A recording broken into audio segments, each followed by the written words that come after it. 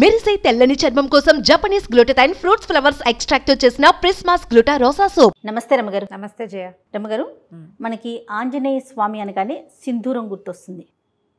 Only ఆయనకే ప్రత్యేకం. మనం ఆ కలర్ ఇంకెక్కడా చూడం. ఆంజనేయ స్వామికి సింధూరానికి ఉన్న సంబంధం ఏంటండి? కరెక్ట్గా నాకు మీ శారీ కలర్ ఇంచుమించుగా అదే అనిపిస్తుంది. సింధూరపు రంగు. ఈ గంధ సింధూరాన్ని స్వామికి, ఆంజనేయ స్వామికి సమర్పిస్తారు. చాలా ప్రత్యేకమైన సేవ. ఆయన దేవాలయాల్లో అది ఇస్తారు, అది పెట్టుకుంటాం, అది వదలదు. అవును, దేవాలయంలో ఓ పక్కన అద్దం పెడతారు, అద్దం దగ్గర అంతా అవే మరకలు కనపడుతుంటాయి, వేలు నుంచి వదిలిపెట్టదు. నువ్వుల నూనెతో రంగరిస్తారు. దీనికి పురాతన కాలం అంటే మనకు తెలిసి మన తాతల నాటి నుంచి కూడా ఆంజనేయ స్వామికి సింధూరానికి అవినాభావ సంబంధం ఉంది.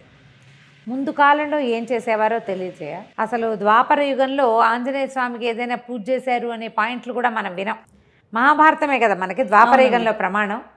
మహాభారతంలో కానీ భాగవతంలో కానీ ఆంజనేయ స్వామిని పూజించిన ప్రస్తావన రాదు. ఒకసారి ఎక్కడొస్తుంది? సౌగంధికాపహరణం కోసం వెళ్తాడు భీముడు. అప్పుడు ఆయనకి ఆ గంధమాదన పర్వతం మీద ఈ ఆంజనేయ స్వామి కనిపిస్తారు. అప్పుడు వీళ్ళిద్దరూ ప్రార్థిస్తే అప్పుడు భీముడి ప్రార్థనను అనుసరించి వచ్చి మీ రథం మీద కేతనంగా ఉంటాను అని చెప్పాడు. అర్జునుడి రథానికి జెండాగా ఉన్నాడు.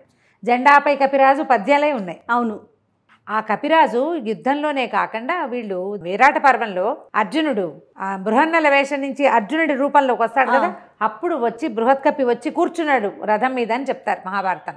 ఓహో, కపి వచ్చేసాడట. ఆంజనేయ స్వామి వచ్చి యుద్ధం అనగానే అర్జునుడి రథం మీద ఉండాలి, వచ్చి కూర్చున్నాడు అని చెప్తారు. అవి తప్ప ఆంజనేయ సేవాకాలాలు మనం అసలు చూడం. కానీ మనకి కలియుగంలో మన ముందు తాత ముత్తాతల నాటి నుంచి ఆంజనేయ స్వామిని సేవించడం ఉంది. కాలక్రమంగా రకరకాల కథలు వెలుగులోకి వచ్చాయి. పరాశర సంహితలో ఒక ప్రత్యేకమైన కథనని చెప్తారు ఆంజనేయ స్వామి సింధూరము కాంబినేషన్ మీద. ఎందుకు వీళ్ళిద్దరికీ ఈ సంబంధం ఉంది అని. రావణ వధ అనంతరం పట్టాభిషేకం జరిగింది. సీతారాములతో పాటు ఆంజనేయ స్వామి కూడా వీళ్ళంతా వచ్చారు. ఓకే, ఆంజనేయ స్వామి, సుగ్రీవుడు, తార, అంగదుడు, రుమ, వాళ్ళే కాకుండా మళ్ళీ విభీషణుడు, జాంబవంతుడు అంతా కూడా శ్రీరామ పట్టాభిషేకం చూడడానికి అయోధ్యకి తరలి వచ్చారు. చాలా కాలం ఆంజనేయ స్వామి సీతారాముల సేవలోనే ఉన్నాడట. అయితే ఒకనాడు ఆయన వచ్చేసరికల్లా సీతాదేవి సింధూరం పెట్టుకుంటారు, బొట్టు పెట్టుకుంటుంది. అప్పుడు పాపిట్లో బొట్టు, సీమంతంలో బొట్టు పెట్టుకోవటం మన విధానం కదా. రామాయణ కథ అంతా నార్త్ ఇండియా కథగా మనం చెప్పుకుంటాం.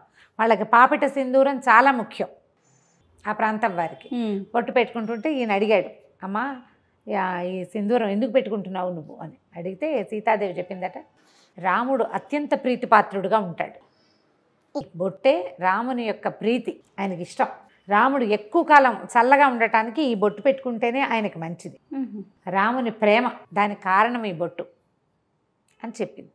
ఈయన ఆలోచించుకున్నాడు, ఈవిడ ఒక్క చిటికెడు బొట్టు పెట్టుకుంటేనే ఈవిడ తప్పిపోతే రాముడు ఎంత దుఃఖపడ్డాడు. ధీరోదాత్తుడైన వాడు, మామూలు వాడు కాదు, మహావీరుడు. ప్రపంచంలో ఉన్న వీరులందరినీ తోసిరాజనగలిగిన వాడు. ఆమె లేకపోతే ఎంత దుఃఖపడ్డాడు. అంత ప్రీతి, చిటికెడు బొట్టుతోటి అంత ప్రీతి వచ్చింది, అంత ప్రేమ భార్య అంటే. అందుకని ఆ సింధూరాన్ని తను కూడా పెట్టుకోవాలనుకున్నట్ట ఆంజనేయ స్వామి. రాముని ప్రేమ, దాన్ని గెలవటం, రాముడు ఎంతో కాలం చల్లగా ఉండటం కోసం రెండు చెప్పింది కదా. అవును, ఆయన ఎప్పటికీ గెలుపొందుతూనే ఉండాలి రాముడు అంటే. మనం కూడా పెట్టుకోవాలనుకుని ఈయన ఏం చేశాడు, సరే అట్లా వెళ్ళి సింధూరాన్ని తెచ్చుకున్నాడు. కపి కదా, ముఖమంతా వెంట్రుకలు ఉంటాయి. సీతాదేవి పెట్టుకున్నట్టుగానే పాపిటి పెట్టుకోవడానికి ప్రయత్నం చేశాడు, కుదరలా. ఇదంతా హెయిర్ ఉంటుంది, కుదరలేదు. సరే ఏమనుకున్నాడు, ఎట్లా రాలిపోతుంది ఇది, ఆవిడ పెట్టుకుంటే ఉందే, నేను పెట్టుకుంటే ఎందుకు లేదు, రాలకుండా ఉండాలంటే ఏం చేయాలని నువ్వుల నూనె కలిపాడట. అందులో కలిపిన తర్వాత ముఖం మీద పెట్టుకున్నాడు, నుదుటి మీద పెట్టుకున్నాక ఆయనకు అనిపించింది, ఒక్క చిటికెడు ధరిస్తేనే సీతాదేవి అంటే ఆయనకు పంచప్రాణాలు కదా, శరీరం అంతా ధరిస్తే రాముడికి ఇంకా ప్రీతిపాత్రుడిని అవుతాను నేను అనిపించింది.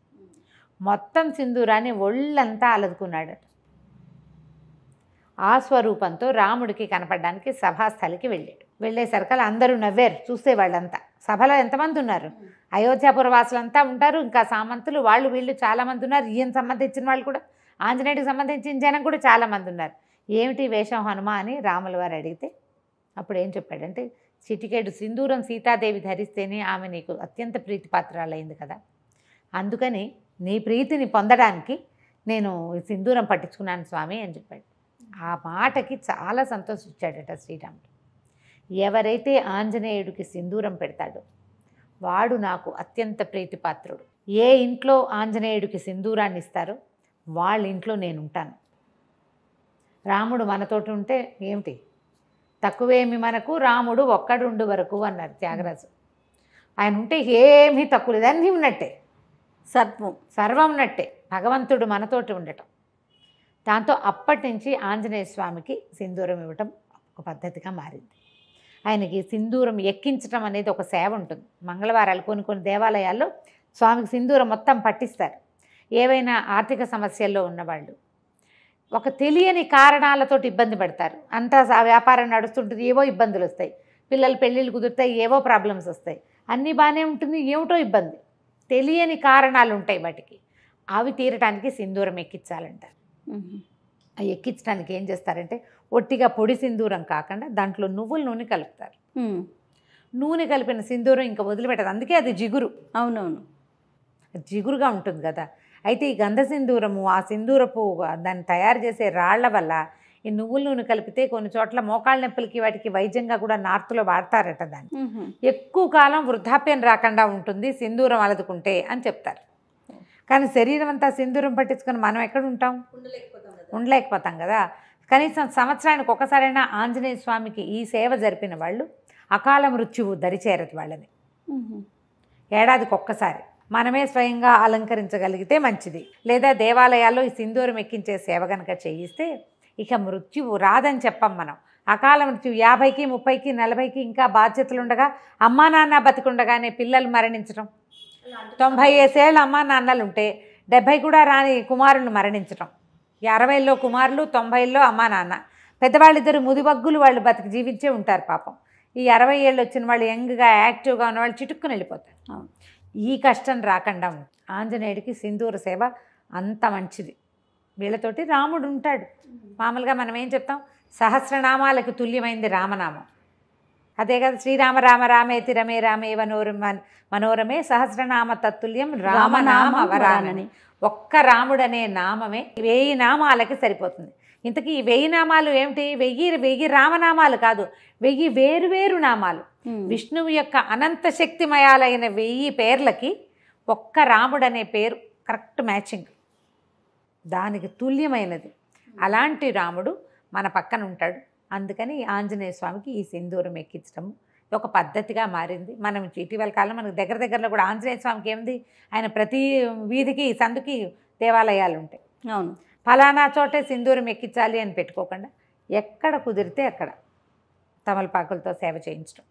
తమలపాకులు ఆకుపూజ చేస్తారు కదా, ఆయన ప్రీతి. తర్వాత ఈ సింధూర సేవ ఇది కనుక చేయిస్తే చాలా విశేషమైన ఫలితం లభిస్తుంది. తప్పకుండా రమ్మగారు. నమస్తే. నమస్తే.